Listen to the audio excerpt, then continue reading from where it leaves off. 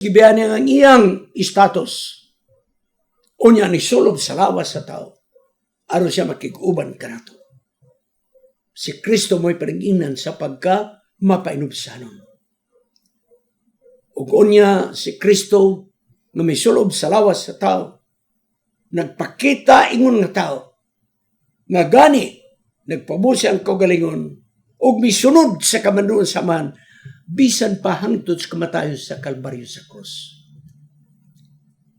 Mga Kristohanon, mga kaigsunan, angay nato kini masabtan na si Kristo puno sa pagkamapainubsanon.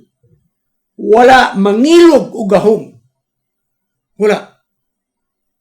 Mao nga nagkabahin-bahin ang mga tao sa simbahan nato sa Corinto tungod kay nag-inilugay o gahom. Nalimtan nila nga si Kristo wa gyud mangilog o gahom. Apa nagpaubos sa pagsulob sa lawas sa tao.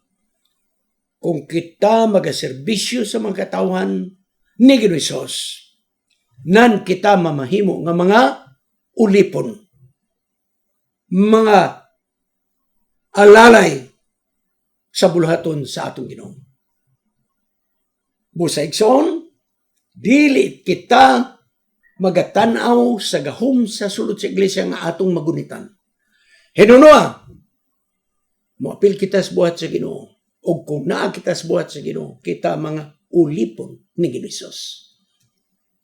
Ang ulipon ni Ginoong, mga kaigsunan, sila po mo'y tagdumala sa buhat. Muna nga tayo mga tagdumala. Sa tagdumala, mga kaigsunan, tanaw no sa kaayuhan sa dagan sa buhat o ang tanan, iyang ilhon nga kini iyan ni Kristo. Busa dunay dako igsoon nga pagtulunan sa mga leaders nato sa lokal nga iglesia, sa mga mission ug union ug division general conference, nga atong pag-alagad ingon nga taas tag katungdanan, dili gahom mo'y atong tuyo. Kung dili mga kaigsuunan, kita mga ulipon, kita mo'y tagdumala sa pundok sa mga katawan sa Dios kamo ang iglesia. Dili kita magsimba sa mga abilidad sa tao bisag unsa nila ka super kanindot. Bisag unsa kamayo nila muwali. Bisag unsa nila kamayong modalag mga proyekto. Di nato sila i-idolize, mga kaigsunan. Nga naman, mga ulipon ka na sila ni Kristo, sama ka nato. Musuportar kita sa ato mga leaders sa iglesia. Magatawad kita ni mga Diyos nun ng mga leaders, but never na isalalay nato atong pag-alagad nini ng mga leaders, mga kaigsunan. Mainundan ang pagtabang ni Jesus, gikinahanglan, alang sa mga leaders sa atong iglesia. Ngayon ta, magatanaw sila sa Kalbaryo sa krus. Aron ang ilang kaugalingon, mamatay diha sa Kalbaryo sa krus. O ang buhat may magpatibabaw. Ang mga leaders, ako ning emphasize ubayo. Good leaders are not controlling other people. Makagunit tag katungdanan dili tungod kay atong ilong-ilungon ang atong mga membro sa iglesia. Dili kay bisag katugagmay na nga mga butang bulaton sa iglesia, intrahan pag yun nato nga mga leaders. No, mga kaigsoon. Hatagan natong kagawasan ang atong mga kaigsoon. Kay naa sila yung mga katungod usab. Di nato kuhaan. Akong balikon. Kung kita na nga tungdanan sa taas nga katungdanan, dili atong i-control ang mga tao nga usay atong gusto may matuman. No! Kung dili, hatagan natong kagawasan ang atong mga kaigsunan nga makapanayag sa ilang gibati. Makasulti sila nga walay kahadlok. Makabuto nga wala pugsa. Makabuto nga sila buti. Mauna igsoon ang maayo nga leaders sa atong iglesia. Ang maayo nga leaders, maghatag ko kadunganan ngadto sa atong Dios. Bisag unsay maayo nga binuhaton, iyang binuhatan, pulos alang sa paghimaya sa atong Dios. Mao si Pablo nagingon nga atong buhat. Magsugod yun sa Kalbaryo sa krus. Buti pasabot nga kung mudawat ang katungdanan, magsugod ta sa pagka mapainubsanon. Kay ang krus, mga kaigsunan, nagapadayag sa kaalam o gahom sa pagluwas sa mga katawan. Sa mawang pagkagi, ang kamatayan ng Jesus nagpakita nga ang tawhanong kaalam walay pulos nining nga kalibutan. Una, ang Diyos mo'y maga-desidir unsang pagbulutan sa kaayuhan alang sa mong leader. Unang Korinto 4:1-5. Ikaduha, si Pablo nag-ingon, naatas sa buluhaton, naatas buhat sa Ginoo, sa pagsabog sa mga balita, tipik og kabahin, makaambig kita og mga kasakit. Sabi sa unsa nga bulaton nga atong gipala naay sakripisyo. Unang Korinto 4:9-11 paingon sa 13. Unya ang 2 Korinto 11:23 paingon sa 26. Gisaysay ni Pablo makasakit nga ilang nagyan. Pagkabilanggo nila, mga bunal nga ilang nadawat, pagbato nga ilang nadawat, pagkalunod sa barko, mga kaigsunan, mga kakuyaw sa dalan nga waaw nga dunay mga tulisan, kakuyaw batok sa ilang mga isig kamalupyo sa nasod, kakuyaw batok sa mga hintil, o kakuyaw batok sa mga mini nga mga kaigsunan. Kining tanan mo giatubang ni Pablo, o hangtod karon mo kining atong giatubang mga kaigsunan, kung moapil kita sa buhat sa atong Ginoo. Kung ang mga leaders mo sunod ni Ginoo, dire na, ipasantop na ko ni Maya. Kung ang mga leaders sa lokal nga iglesia, conference, mission, division, o general conference, musunod gani kini mga leaders ni Ginoo, sila makabaton ug lulan, kahingawa, kabalaka, alang sa mga kaigsuunan sa iglesia. Mutanaw sila, mutabang sila sa kahimtang nga naglisod sa atong mga kaiglesiyahan. Ngandam nila ihatag ilang kinabuhi. Sama ni Ginoo nga namatay sa Kalbaryo sa krus.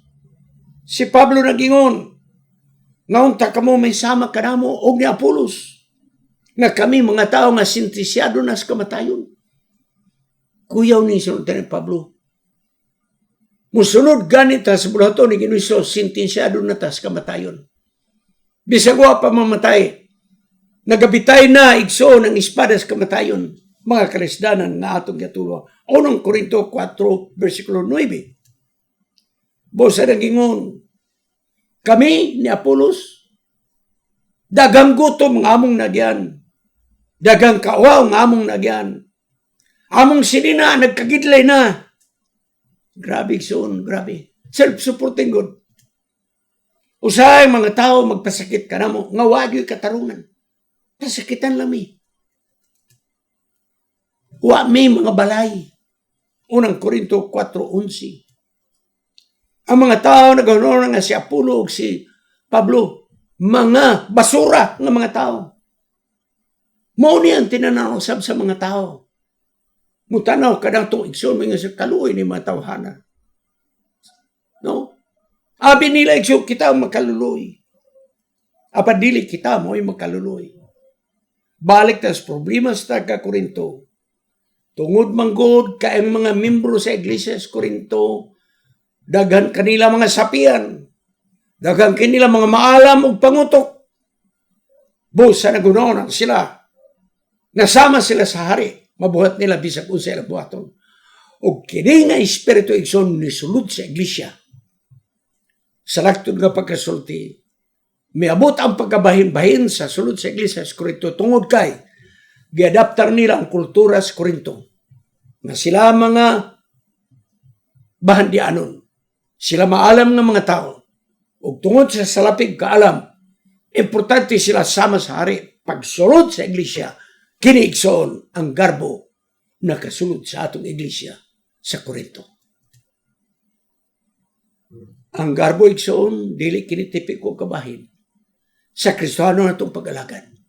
Ang garbo dili tipik og kabahin sa mga leaders sa atong iglesia, lokal man o sa opisina. Dili, mga kaigsoon. Kaya ang garbo, mao kini ang nakapabahin-bahin sa iglesia. Unang Korinto 4:6. Nganong nagbagarbohon? Sapian. Nganong nagbagarbohon? Maalamon. Busa kung nakay salapi, nakay kaalam, ang imong gusto, ikaw makagunit sa gahom. Diha, nagkabahin-bahin ang atong iglesia sa Korinto. What to us in North Ellen G. White? Testimonies for the Church, Volume 1, page 327. Ang atong panagiusas pagbuhat diha sa kalinaw, kini palibog sa kaaway. Si Satanas nagabuhat, kutob siya mahimo aron laglagon ang atong kalinaw. Ang atong gugma sulod sa iglesia. Trabaho na sa iyo ang paggubot sa iglesia. Kung makatawan sa Dios, mutuos kamaturan ug magkinabuhi, nan sila mahimong gamhanan batok sa yawa. Ug ang ilang kinabuhi nga nausab, mao kini ang ginatanaw sa mga katawan alang sa ilang kaayuhan sa ilang pagkinabuhi. Padayon sila nuay. Si Jesus gusto nga kuhaon kining espiritu sa panag-away-away sa iglesia. O gunya ang iglesia kini magatubo mahimong maligon kung wanay pag-away-away.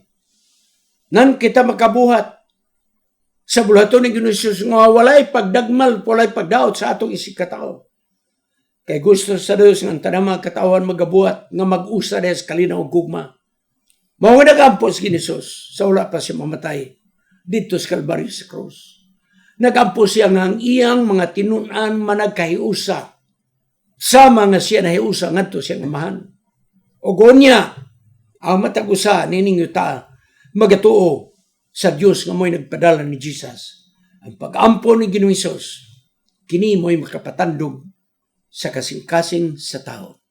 Padayon sila ni White. Ang iyang pag-ampo sama gihapon sa atong pag-ampo. Sa iyang pag-ampo karon alang kanato. Nga wala ko mangayo alang ni magkatawhan lamang mato pa ni Jesus. Apan ako nangayo nga kini mga tawo mutukan ako ug sila maminaw unsa akong gisulti sa mga katawan. Gikotlo ni Ellen G. White, John 17:20. Karon mo ato na tayo sa pagsumada na. Okay? Sayon ra gyud paghatag sumada sa inyong klase sa Sabbath School. Ingon ini.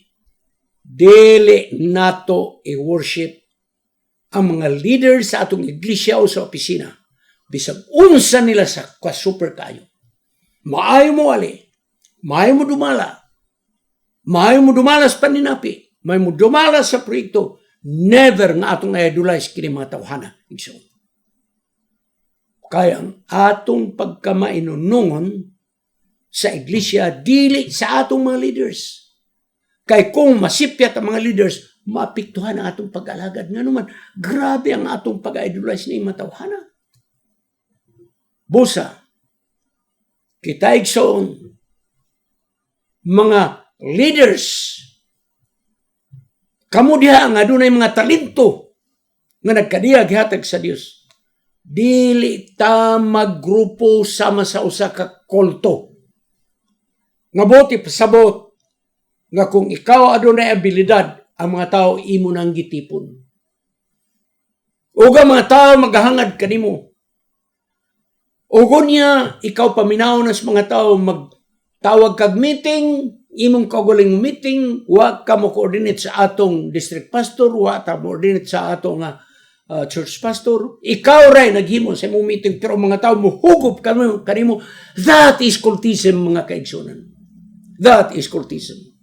Nga naman, kaya mga tao mudugo kanimo nga naman, kay gusto siya sa imong talento. Gusto sila sa imong wali. Gusto sila sa imong mga abilidad. O kung kini imong buhaton, nga maghimo na kag mga meeting diha, mga anniversary guban pa, that is cultism.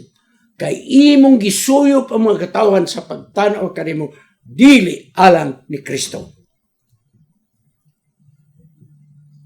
Kinahanglan ang mga leaders gikan simbahan paingon ngadto sa taas. kung unsa man ang ilang buluhaton, kung unsa man ang ilang talento, gikinahanglan nga atong dadon ang mga kaigsunan ngadto ning Jesus dili ngani sa atong mga abilidad. Kay kung ang mga leaders igsoon, mga membro sa iglesia nga may mga talento, ila na ganing dadon ang mga kaigsunan ang atensyon ngadto kaniya, nga siya ra gyud mo ituhan ni ining mga tawhana. Magtawag og mga meeting, hugop ang mga tao. Walay koordinasyon sa atong organization. Ako maging kaninyo, that will cause division. Makabahin-bahin ka na sa iglesia. Nga naman, ang loyalty na nimo. Wala nang loyalty sa local leadership. Let us avoid cultism, mga kaigsunan. Gikinahanglan ang mga leaders, dili kuhaw ng atensyon sa mga tao nga adto kaniya. Gikinahanglan ang mga tao nga dunay mga abilidad gihatag sa Ginoo, dili kini kuhaw ng atensyon ngadto kanila. Gikinahanglan ang atensyon agakon ngadto ni Jesus, mga kaigsunan. Sunod nga gipasantop ni Apostol Pablo, ang mga leaders sa iglesia kinahanglan lokal man paingon taas, dunay kabalaka kahingawa kaluoy sa mga membro sa iglesia nga adunay mga problema sa ilang espiritual nga pagkinabuhi bisan pa sa material nga pagkinabuhi. Kay bisag kinsa nga magasunod ni Jesus, andam nga magantos alang kaniya. Magatubang siya nga isalikway sa mga tao.